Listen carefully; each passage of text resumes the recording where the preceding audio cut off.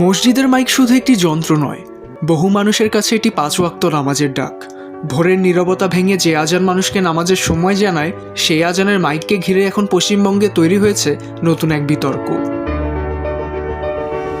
অভিযোগ উঠেছে রাজ্যের বিভিন্ন এলাকায় মসজিদ থেকে লাউডস্পিকার খুলে নিতে পুলিশ চাপ দিচ্ছে।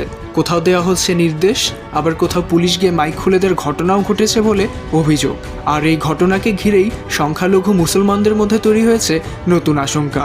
গত নির্বাচনে বিজেপি ক্ষমতায় আসার পর থেকেই বাড়ছে এমন ভয়ভীতি। পশ্চিমবঙ্গের মুসলমানদের অভিযোগ, শব্দদূষণ নিয়ন্ত্রণের নিয়মের কথা বলা হলেও বাস্তবে সেই নিয়ম যেন সবচেয়ে বেশি চাপিয়ে দেওয়া হচ্ছে সংখ্যালঘুদের উপর। আজ মসজিদের মাইক, কাল কি আজানের শব্দ? এমন প্রশ্ন উঠেছে তাদের মধ্যে। সবচেয়ে বড় ভয়টা এখানেই। অনেকের আশঙ্কা, ধীরে ধীরে এমন পরিস্থিতি তৈরি হতে পারে যেখানে মসজিদে আজান দেওয়ার ক্ষেত্রেও বাধা তৈরি হবে। রাজ্য সরকারের বক্তব্য, বিষয়টি কোনো নির্দিষ্ট ধর্মকে লক্ষ্য করে নয়। শব্দদূষণ নিয়ন্ত্রণে গির্জা, মন্দির, মসজিদ সকল ধর্মীয় প্রতিষ্ঠানের ক্ষেত্রেই এই আইন প্রয়োগ করা হচ্ছে। সরকারের দেওয়া হিসাব অনুযায়ী রাজ্য জুড়ে এখন পর্যন্ত প্রায় 5299টি লাউডস্পিকার সরানো হয়েছে। তবে এর মধ্যে 4200টি মসজিদের, বাকিগুলো গির্জা, মন্দিরের।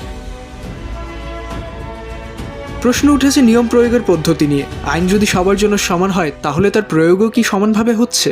মসজিদের মাইক খুলে নেওয়ার আগে যথাযথ নোটিশ ও আইনি প্রক্রিয়াকে অনুসরণ করা হচ্ছে? পশ্চিমবঙ্গের মুসলমানদের উদ্বেগও উপেক্ষা করার মতো নয়, কারণ একটি মাইক খুলে ফেলার ঘটনা কারো কাছে হয়তো শুধু শব্দ নিয়ন্ত্রণের একটি পদক্ষেপ, কিন্তু একজন মুসল্লির কাছে সেটাই হতে পারে প্রতিদিনের পরিচিত সেই ডাকের সঙ্গে জড়িয়ে থাকা একটি গুরুত্বপূর্ণ অংশ। তাই প্রশ্নটা শুধু মাইকের নয়, প্রশ্নটা আস্থারও। পশ্চিমবঙ্গে এখন তাই অপেক্ষা শুধু মাইক থাকবে কি থাকবে না সেই সিদ্ধান্তের জন্য নয়, অপেক্ষা এমন একটি স্পষ্ট অবস্থানের জন্য যাতে আইনও মানা হয়, আবার যেন মুসলমানদের মনে আজান থেমে যাওয়ার ভয়ও না থাকে। ওমর ফারুক সাজ্জাদ, বাংলা টিভি।